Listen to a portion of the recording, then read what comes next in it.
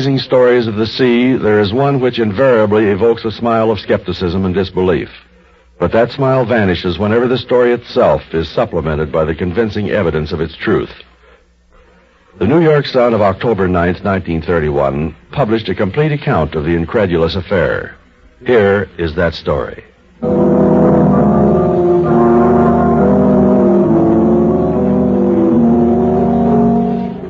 It was a long and hazardous voyage that Captain Neil Curry undertook when his ship sailed out of the harbor of Liverpool that morning in 1881. But as the days passed and the wind blew fair, everyone, captain, his wife, and the crew alike, was lulled into a false security. And then, on a certain night, when the ship lay 1,500 miles off the coast of Mexico, catastrophe struck. Captain Curry! Captain, sir! In the galley, sir! Fire's broken out! Long before the captain and his wife reached the galley, the smell of smoke stung their nostrils. When they arrived, the flames were already consuming the walls, creeping hungrily out into the other parts of the hold. It's no use, sir. We can't stop it. All right, Wheeler.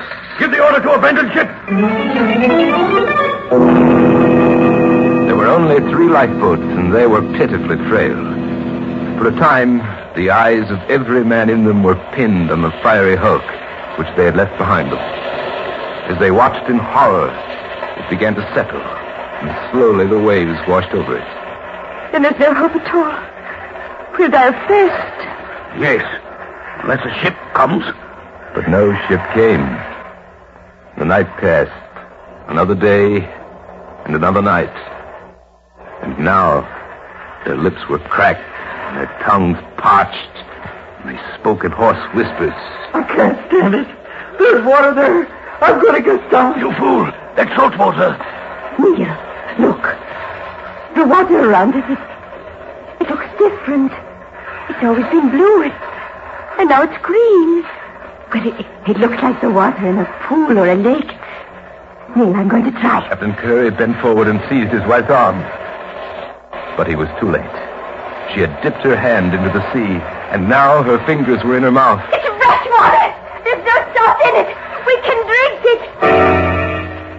Captain Curry's wife had not gone mad.